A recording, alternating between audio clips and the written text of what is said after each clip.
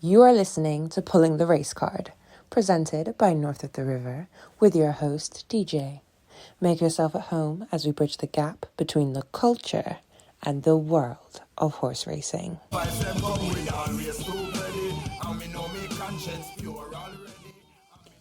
Welcome everybody to another edition of Pulling the Race Card. I am your host, DJ, and it is an absolute pleasure to be with you guys one more time. This is episode 3. Episode 3. We made it to 3. Who even knew we was gonna get to 1? But we made it to 3, y'all. We made it to 3, and I just want to take this time to thank everybody for all their support. Everybody over at TikTok, everybody over on Instagram, and those that are starting to trickle in and come down to Spotify. I really appreciate you. Us here at North of the River and Pulling the Race Card, we really appreciate you. We're doing this only for you. Literally only for you guys. So it's going to be dope. We got a lot in store for today's episode. And yeah, thank you guys so much. British racing might never look the same again. And today we're breaking down why.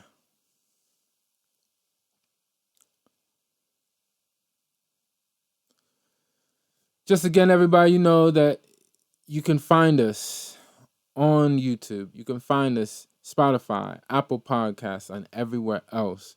Make sure you're tuned in. Make sure you like, comment, share, subscribe on all platforms. Keep up to date with what we're doing here at North of the River and Pulling the Race Card. And we want your input. Let me know what kind of stuff you want to hear, what kind of stuff you want to see. I have absolutely no problem putting that together. That's why we're here. That's why we're here, to kind of give you guys the content that you guys want and need. You know, this is over here. We're about the vibe. You know, there's literally no hiding that.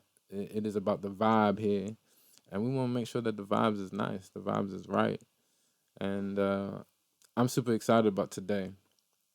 North of the River, for those who don't know, North of the River is the media company that Pulling the Race Card is associated with, and North of the River itself started off as a record label based in Bristol, working with grassroots artists and up-and-coming artists around the country, in the UK and in America.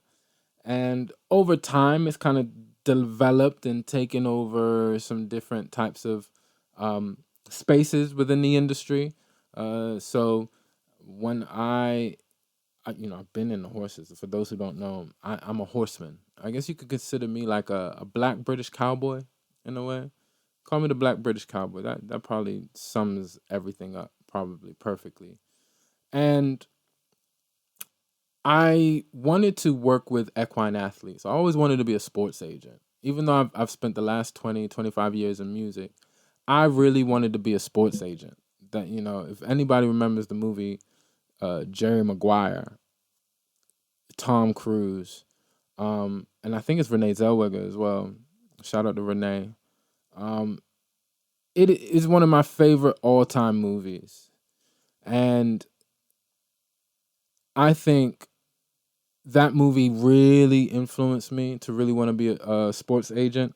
And I had tried many times throughout my life to go down the route of being a sports agent, but music and more of the arts really kind of took me in, and that's where I've, made the majority of most of my adult life in my career has been in music.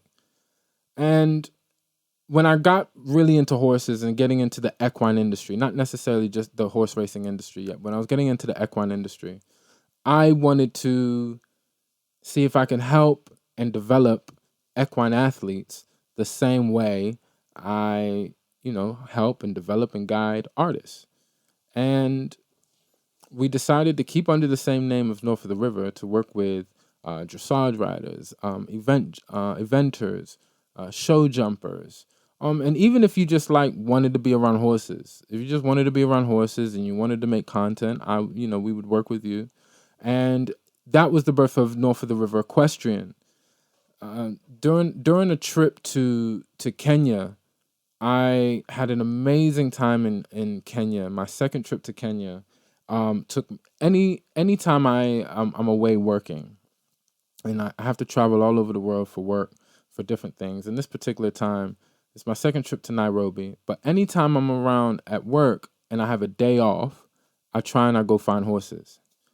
It's my downtime. I'll just go and find horses. I gotta go smell a horse's muzzle. I just gotta go touch a horse. I gotta just be around a horse some way, shape, or form. And my second trip to Nairobi, it took me to the Ingong Racecourse, and I had the most amazing time. And I'm not gonna go into deep detail now because I'm gonna do a lot of videos about Nairobi and Ingong Racecourse and Kenya as a whole as an amazing equestrian country, and the way that they use horses throughout loads of different parts of society and in life and in day to day, whether it's working with the horses as far as horse workers and drafts or working horses, all the way up into the upper echelons of either polo and horse racing, and even safari.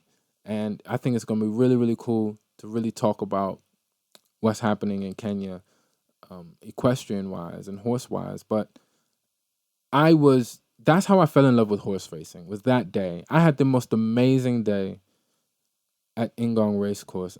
And since then, and that was about 2.5 years ago now, my whole life has been fully immersed in horse racing.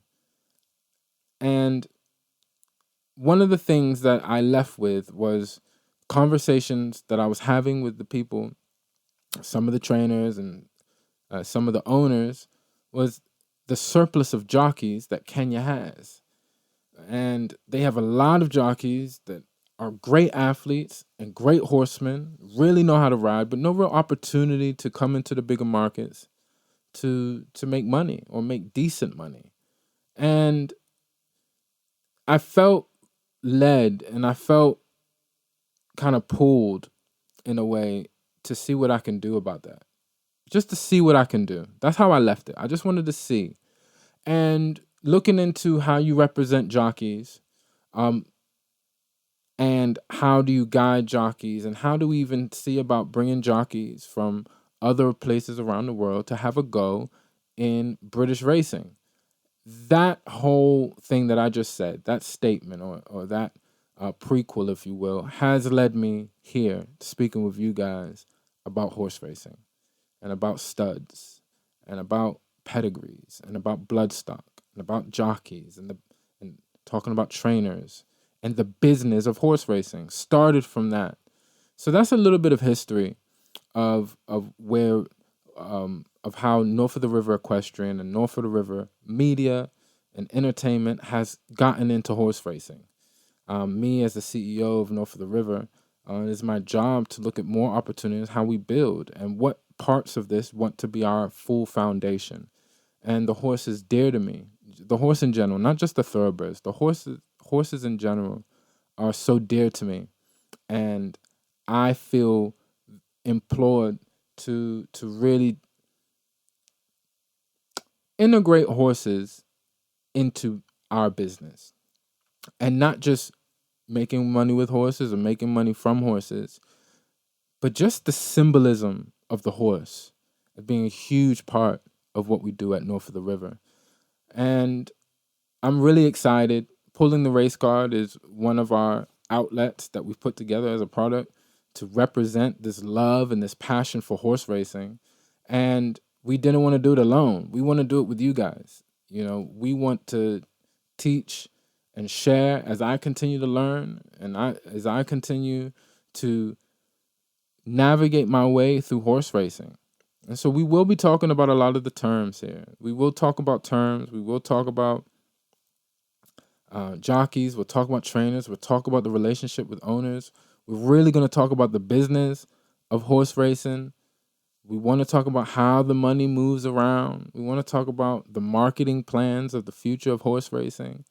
We also want to talk about new money in, whether that's big money in or small money in. We want to look at new money, new big money, new small money, the pros, the cons, the traps, the snares, Where are the allies? Where are the gatekeepers? Who are the allies? Who are the gatekeepers? Where are we going to find it hard? We're going to talk a lot about syndication, as I said in the first episode. We had a really great talk about syndication and brought up Run Fast and looking at a few others in the future. And we want to talk about Opulence. We want to talk about Diamond. We want to talk about Gold Racing Club. Old Gold, sorry. These are ways that we can start to get into racing at the ownership level. And these are the things that I want to talk about, and we're going to talk about. We're going to have many guests, and I'm really excited over the next few weeks about some of the guests that I've already kind of asked to be a part of what we're doing here. And it's going to be really, really cool to have some different perspectives, and we can kind of have just a nice, chill, and comfortable conversation around horse racing. It doesn't have to be uptight. It doesn't have to be stiff. And it doesn't have to be boring. Right? We can have a vibe. We could talk about horses and we can have some hip hop in the background. We got some rap. We got some drill in the background. And we can talk about horses. It's fine. It's okay. Everyone's going to survive. All right? Everyone's going to be okay. All right? We can talk about the naps. We could talk about the next big horse. And we can have a smile on our face. And we don't have to be stiff about it. Right? A lot of us want to get into horse racing. And what's stopping us from getting into horse racing seems to be people in horse racing. The representation of what we see doesn't align with how cool some of our lives are. And I'm not saying that everything in our life that we're connected to has to be cool. But one thing that I do know is that as we get older as people, and it doesn't matter what age you're at, whatever time you've decided to progress in your life, there's some things that you don't want to attach yourself to anymore. Now, horse racing could be one of those things. Cool. I think that horse racing with thoroughbreds, although can, in the data, in the information that's out there, we can trace back exactly where and how this industry started. And yes, it's a particular people, and yes, it's a particular demographic. But that's a slap in the face to where the thoroughbred racing and horse racing in general has come this day and age. There are many access points for people who want to get into horse racing, whether it's from the betting side, whether it's just from a fan's perspective, or those who want to get into ownership, for those who just want to care for the animal. There's so many different ways and so many different access points, and so many lovely, normal people within it that are not necessarily the flag bearers and the banner raisers of this industry. So we're going to navigate the way that we want to navigate.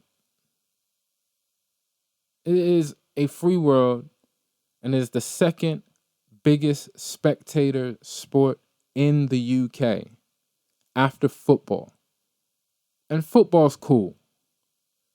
Why can't we have the second biggest spectator sport in the country be cool? Why not?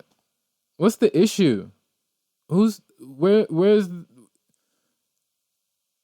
hello, whoever's there at the gate keeping it, can we ask some questions? Well, or not. Maybe we don't need to ask questions. Maybe we just need to come together, for those with like minds, who want to kind of take the chains off of even enjoying the sport. So here at Pulling the Race Card, we're taking the chains off of enjoying the sport. We're going to enjoy the sport our way because we can, and we should, because it's an amazing sport. Consists of amazing athletes, human and equine, together in unity. Oh, what a beautiful sport. And the events are massive when they're massive. And we're going to talk later today. Speaking of which, we're going to talk later today about some of those things. About the smaller meets. About the bigger meets. Do we need the smaller ones? Do we need more bigger ones or do we need less bigger ones? Do we need more smaller races? We're going to talk about some of these things and this huge development with the Jockey Club and Ascot. We'll get that down to that a little bit later. So as you know, North of the River, as I mentioned, started off as a record label. So we love our music. We love our music here at North of the River. And at Pulling the Race Card, I don't want to shy away from having some discussions about music or about anything. So I want to let y'all know what I'm listening to at the moment. And it's not much. I really love hanging with you guys and editing all different types of content for you guys. But the new Larry June album, absolutely love. Go check out Larry June. I'm listening to that. What a vibe. And my favorite song at the moment is the one that I keep playing right now. It's the Georgia Smith and Wizkid. I forget what the name of that song is called. Let me get the name of that song, because I really, really love this song. It's been on my mind every day since I heard it. I put it on every day when I come into the studio just to catch a vibe, just to have a little bit of something, to get going. And I'm gonna have to play a little bit of it. I'm gonna have to play a little bit of it for y'all. All night, you make me feel so alive. Don't stop, all you doing it right. You make me feel so alive. We be up all night. How could you? Shout out Georgia Smith as well. When it comes to you and I, you make me feel so alive, so alive. It's late, I'm coming over. Can't stay away for too long. I just want you alone. Look, I get it's niche. I know we don't know what's happening. We got some vibey music and we're gonna talk about horses. God forbid.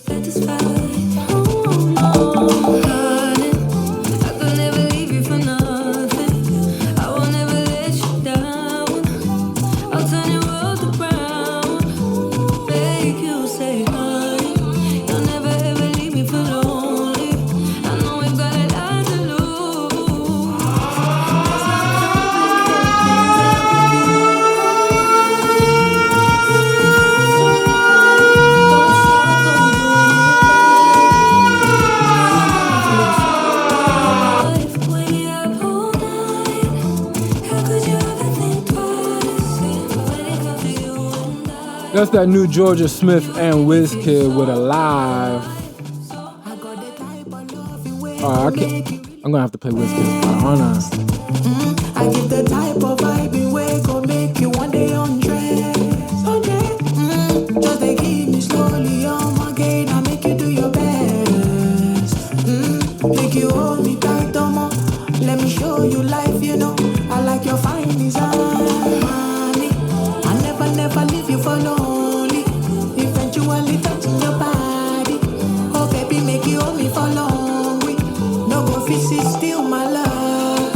And if I tell you secret, no chose me. I got a lot to lose. But we not complete. Georgia Smith, Wizkid, Alive. I'm feeling this record right now. I'm feeling it. Make sure you go check that out.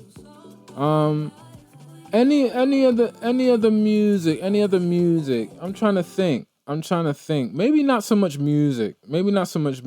Those are definitely the songs that I'm listening to at the moment. And big shout out to Larry June. Shout out Georgia Smith. Shout out Wizkid. I will say though, when it comes to maybe not what I'm listening to, but I'm watching at the moment. And has everybody seen Dutton Ranch? What's everyone's take on Dutton Ranch? Dutton Ranch for me. First of all, I was a huge Yellowstone fan. And we have to, brief pause. a lot of credit.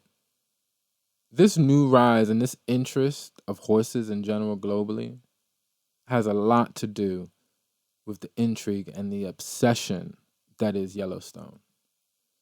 Yellowstone, along with, if you do remember a few years ago at the last Olympics, Snoop Dogg and Martha Stewart's collaboration through all the equestrian games at the Olympics was phenomenal TV. Absolutely phenomenal TV.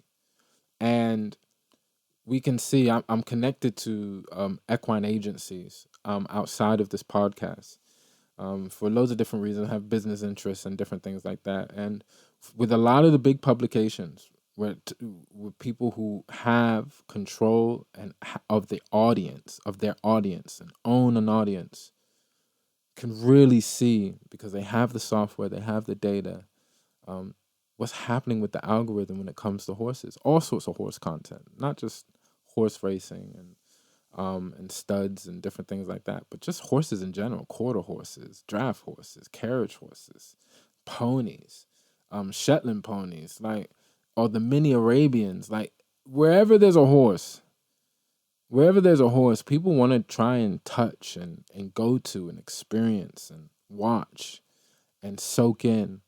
And we feel that horse racing should be bubbling within that. And it is. Horse racing, though, has the resources and the reach to really impact, more so than dressage, more so than eventing, more so than show jumping, more so than harness racing. Thoroughbred horse racing industry can move mountains. It could move mountains in whatever way that it wanted to move mountains, for whoever they wanted to move mountains for. It has the people involved and it has the money involved to be able to make huge impact. And maybe it doesn't know it yet. Maybe it does know it. Maybe it doesn't. For real. But I think there's loads of people and loads of platforms that really do care about the future of horse racing, that allows the people who want to get into it, for those who are just interested, but to help feed the curiosity and allow opportunity for people to help the industry out, because we're not 100% sure what horse racing is going to look like in 10 years. We're not sure. The people at the top are not sure. The people at the bottom definitely don't see themselves in racing in the next 10 years, especially if they're working at the racing yards, especially if they're just working at the studs, depending on how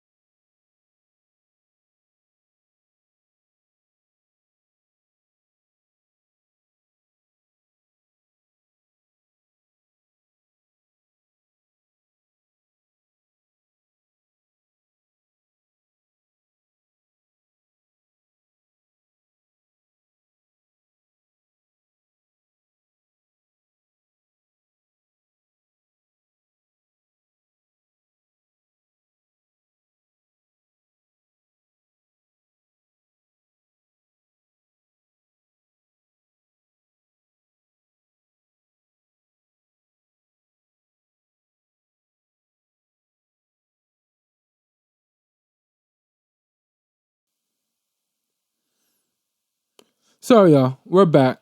We are back. Well, I hope we're back.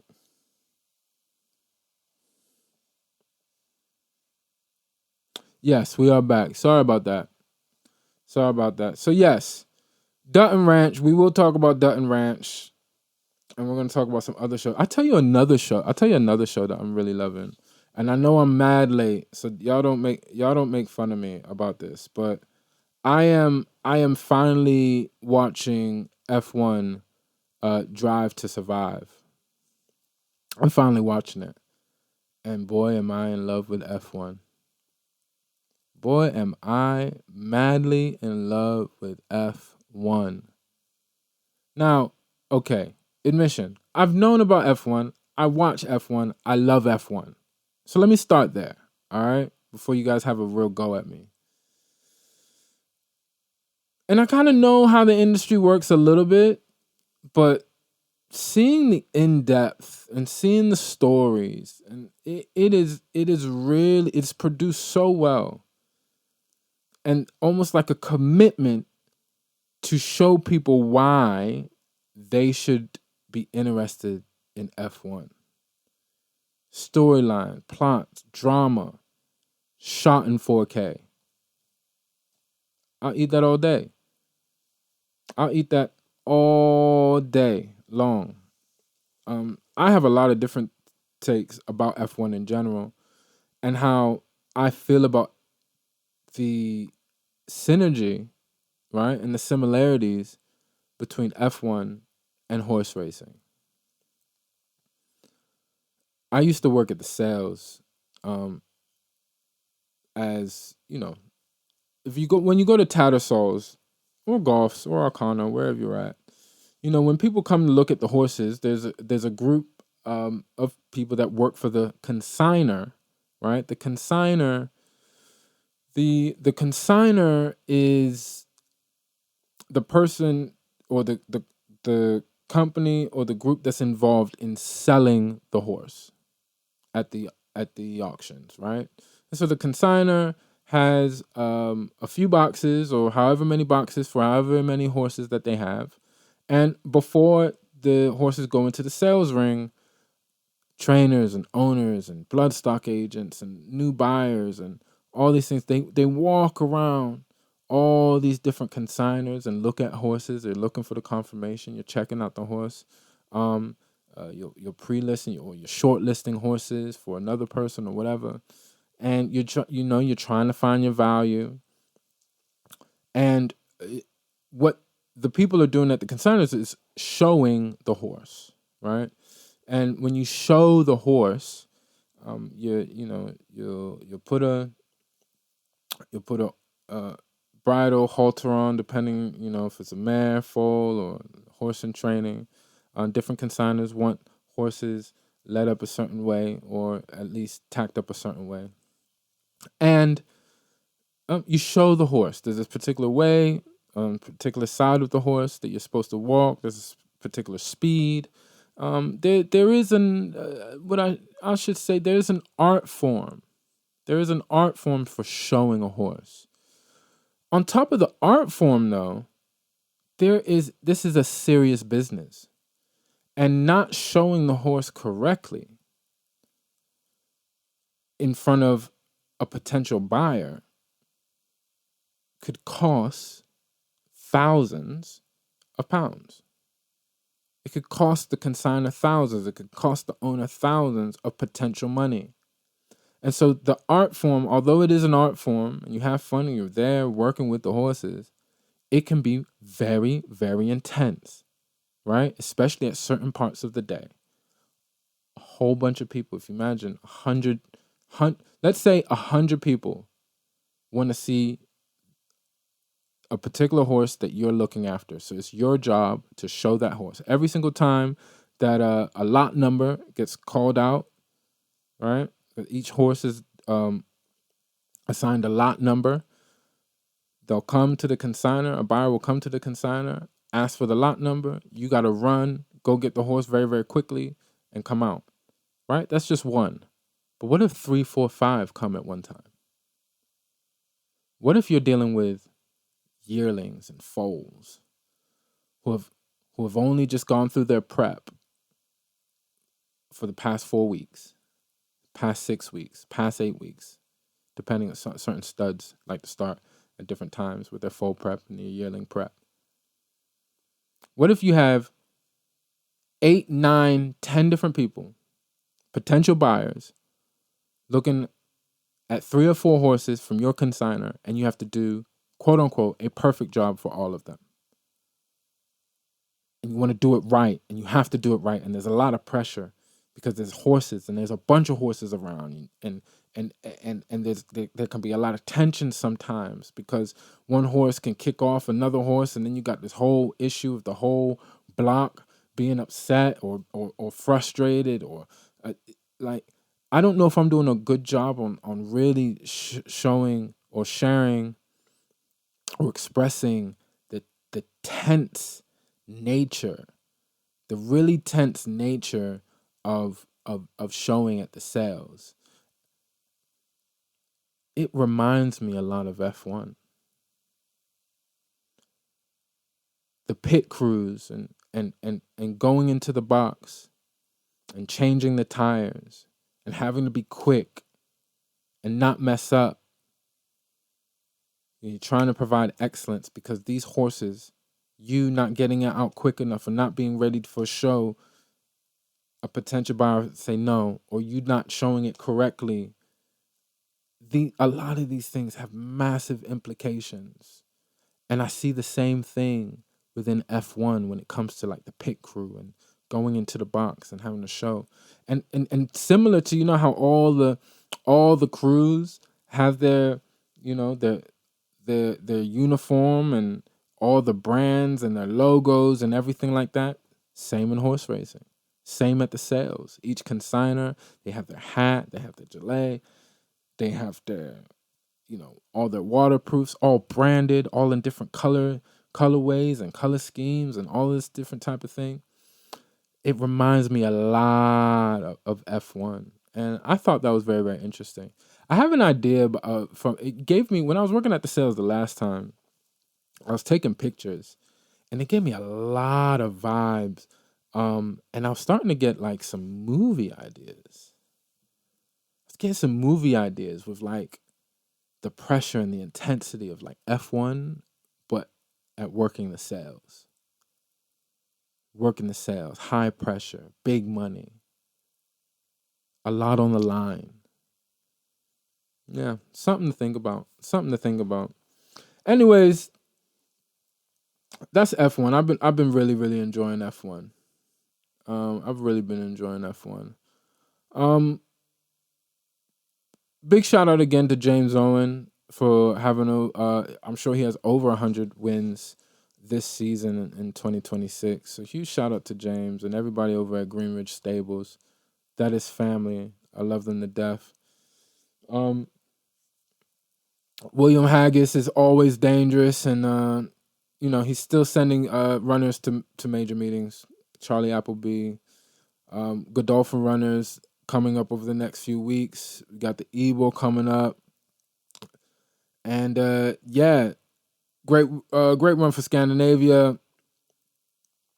And yeah, I don't need to really go over Goodwood. Goodwood was great, but we're looking forward to the Ebor.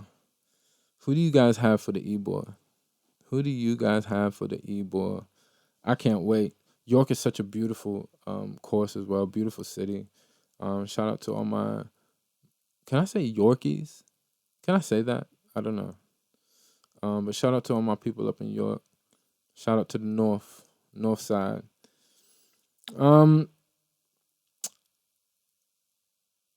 Speaking of races, brings us to jockeys, and we must. Before we get into today's biggest story, I want to take a moment to remember one of American racing's great riders. Robbie Alvarado passed away this week at just 52 years old. Over a remarkable career, he rode more than 5,200 winners, won 40 Grade 1 races, and earned over $220 million in prize money. and became forever linked with the great Curlin, guiding him to victories in the 2007 Preakness Stakes, the Breeders' Cup Classic, and the Dubai World Cup. He also won the 2020 Preakness aboard Swiss Skydiver. Beyond the statistics, so many people described Robbie as one of racing's genuinely good people. Our thoughts and prayers are with his family, friends, and everyone who had the privilege of knowing him. Rest in peace, Robbie Alvarado. So to our main story.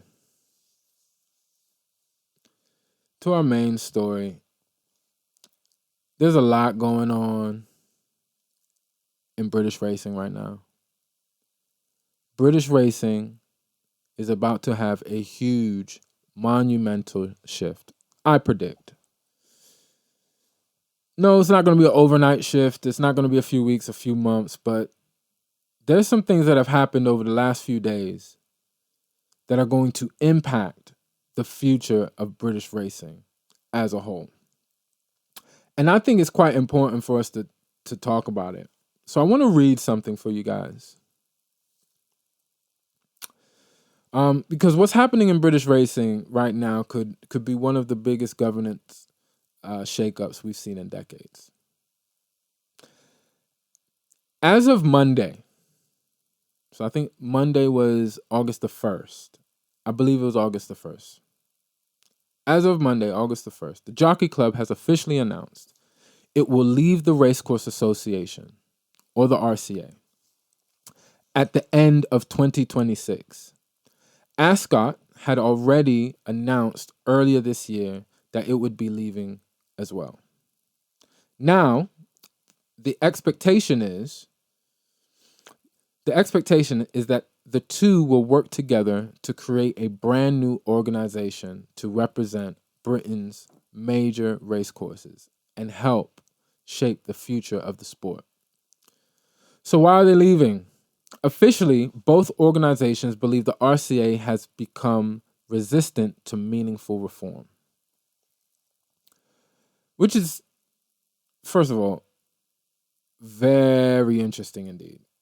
That right there, for me, is one of the most interesting parts about this. But let's continue to go. The biggest issue is the voting system. The RCA operates on a simple principle. One racecourse, one vote. That means Ascot gets one vote. Cheltenham gets one vote. Newmarket gets one vote. And a small racecourse staging only a handful of fixtures each year also gets one vote. The biggest racecourses argue that this no longer reflects the commercial reality of modern British racing. Then there's Arena Racing Company, or ARC. This is where the politics really start. ARC owns 16 racecourses, including Doncaster, Lingfield, Wolverhampton, Newcastle, Southwell, Bath, and Brighton. Because every racecourse gets its own vote, ARC controls a significant voting block inside the RCA. Many of the large independent racecourses believe that gives ARC a disproportionate influence over major decisions affecting the whole industry. Then we have the failed BHA reforms. Earlier this year, former BHA chairman Lord Charles Allen tried to modernize the governance of British racing. His proposals included a more independent BHA board, less stakeholder politics, faster commercial decision-making, and clear accountability. Those reforms ultimately failed, and Lord Allen resigned. Many of the major racecourses pointed to the current governance structure and the inability to reach consensus as the reason meaningful change wasn't possible. So why does the Jockey Club matter so much? Because it isn't just another racecourse operator. It owns many of Britain's flagship venues: Cheltenham, Aintree, Epsom, Newmarket, Sandown. The list goes on. We could either go to Kempton, Haydock, Warwick, Exeter, Nottingham, Market Resin, Huntingdon, Wincanton, Carlisle. Collectively, these racecourses stage some of the biggest fixtures in British racing. When the Jockey Club walks away, the RCA loses an enormous amount of influence. Then there's Ascot, arguably the most internationally recognized racecourse in British racing. Royal Ascot is one of the biggest racing events anywhere in the world. When Ascot announced it was leaving, many people inside the industry saw it as the first domino to fall. The Jockey Club, following them, has made that prediction a reality. So what happens next? Well, Jim Mullen, the new chief executive of the Jockey Club, says the aim is to work alongside Ascot, other like-minded racecourses, and the BHA to create a new organization that better represents Britain's leading racecourses while supporting the long-term future of the sport. Exactly what that organization looks like hasn't been announced yet. So what happens to the RCA then? Well, it doesn't disappear overnight. It will still represent many racecourses, provide operational services, coordinate best practice, and support racecourse management. But politically, losing both Ascot and the Jockey Club would significantly reduce its authority and influence. So why should fans care? Because this could affect almost every part of British racing. Fixture planning, prize money, commercial strategy, media rights, betting relationships, how the BHA is governed, and ultimately, how investment flows into the sport. This isn't just boardroom politics. It could shape the future direction of British racing for years to come. And here's the bigger picture. This feels like a battle between two different visions for British racing. The traditional model says every racecourse should have an equal voice, protect the entire racing pyramid, and prioritize consensus.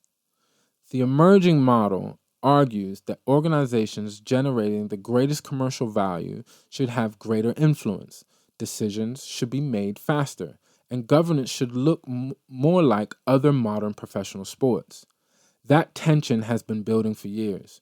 Lord Allen's resignation exposed it. Ascot made the first move. Now the Jockey Club has followed.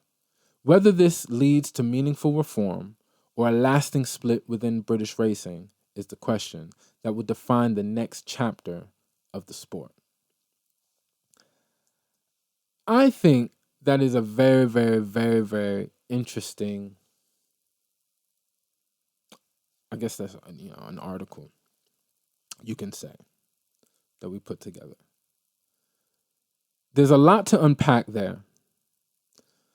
There's a lot to unpack. And I do want to play something from Mark Chapman, but I'm going to give my 2 cents. I'm going to give my 2 cents on what's happening. Because what's happening here has already started happening in America. And we're going to talk about the big news that happened in America as well in a bit. I am new to horse racing. I think that is very obvious in how I speak about horse racing and this new kind of like fire and passion.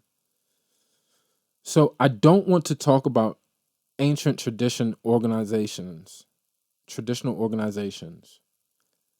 as if they're irrelevant. I can't do that as a human being. These are amazing institutions that have done amazing work throughout a long period of time.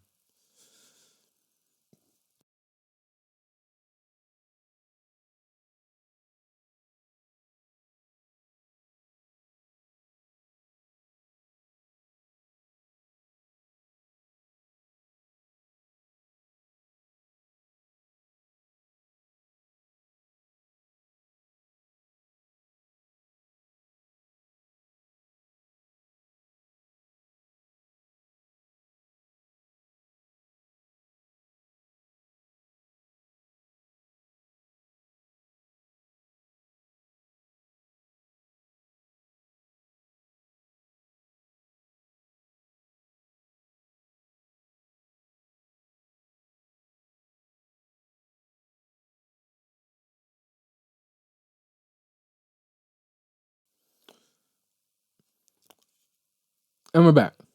Any organization that wants to model anything towards where the global sports majority of industries are going is a great model. If we look at the biggest organizations in the world, regardless of how corrupt, most of them are doing the marketing absolutely spot on. The way that the structure behind the scenes, as far as big money owners that consist of loads of different positions within an organization, along with athletes, along with those who work to support those athletes, like your trainers and like your physios and like your assistant coaches and all that, and the backroom staff and everyone that's associated to that organization. How those organizations have been able to build not just the reputation, but to build the story of why people fall in love with those sports in the first place. The sharing and the transparency of the passion, the sharing and the transparency of how it just kind of works. You know, in America, when it comes to the NFL and the NBA, we can all see the numbers a lot of the time. And funny enough, a lot of the numbers that happen in horse racing are kind of there. But there's a huge part of horse racing that we don't see, which is a huge part of horse racing. And that's the betting side. It's the horse player side. Millions and millions and millions and millions of pounds are generated every single year that has to do with horse racing. Probably more so, or if not on the same level as football. A lot of money. And how this money is spread out when it comes to the levy and how its funnel into the industry, this is where we're now starting to go in these conversations. That's only one side of it. I'm sorry if I missed you guys with my train of thought there, because I was thinking of a couple different things there while I was speaking. Because some of those things I think can be irrelevant. I don't want you to disregard what I just said. But it was probably a little bit all over the place, because really and truly, the main point of this that I liked was trying to model it over other organizations. Can horse racing be as glossy and vibey as F1? Can British horse racing be as vibey and interesting and in your face as the Premier League? Can horse racing be a stop society, stop your life to watch, similar to Wimbledon? And I think in a way, in some of the big meets, yes. But I think that's only happening with the biggest meets. And I think that's why Ascot decided to leave. Because Ascot is probably saying, look, we're the only course that brings in people that don't care about horse racing. We have provided and produced a product, an event like no other, that people from all over the world aspire to take part, aspire to be there. The Jockey Club probably feels similar because of Cheltenham, because of Aintree, because of the Guineas. It definitely knows that especially with the Newmarket races, in the capital of global flat racing, that they hold a lot of weight. So between the Jockey Club and Ascot, they must feel like they are the commercial value in British horse racing. And from someone that has a little bit of insider knowledge about the industry and how it kind of works and how it goes, and being to both of them, to Royal Ascot and to the July for the July Cup, July Fest, and the Guineas. They're not wrong. I think there's one other course and meet that is doing an amazing job of keeping up or having its own thing. And that's the one that just passed. And that's Glorious Goodwood. I would say that Glorious Goodwood's marketing and advertising of the Glorious Goodwood Festival is probably the best in the entire country. They've decided to implement things that mean something to people. Influencers, celebrities, amazing horses, fashion, luxury, but not too fashionable and not too luxurious, but yes at the same time. What an amazing product Glorious Goodwood is as a whole. You know what kind of smile I had on my face when I got to see in the commercials leading up to Glorious Goodwood, Khadija Mella?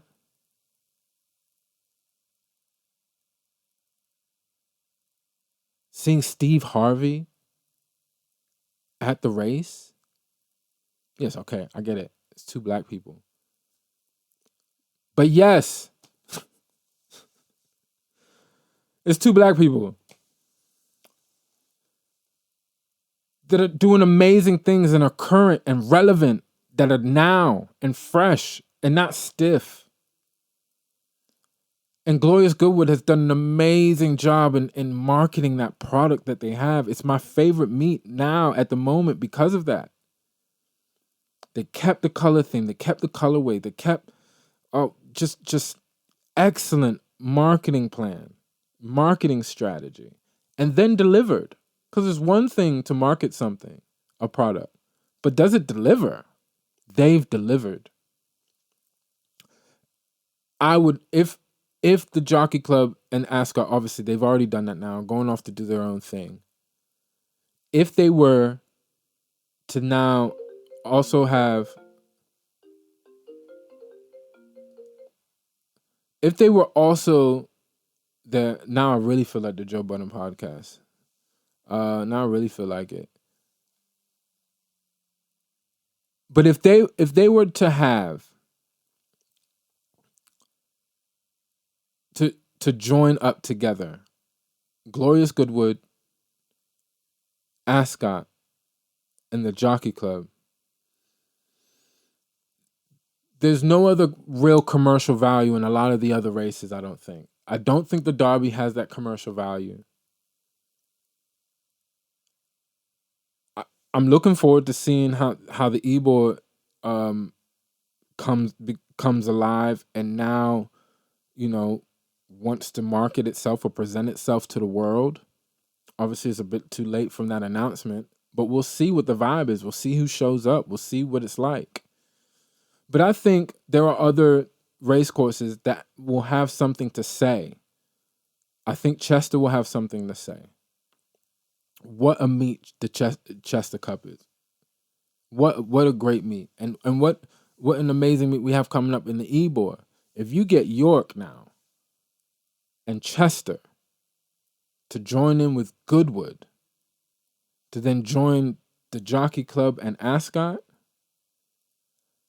how many more meets do we really need as far as on a big level? And a lot of big, And that would take us down to now chilling what's off gonna peace on the happen couch. to all of the other race courses.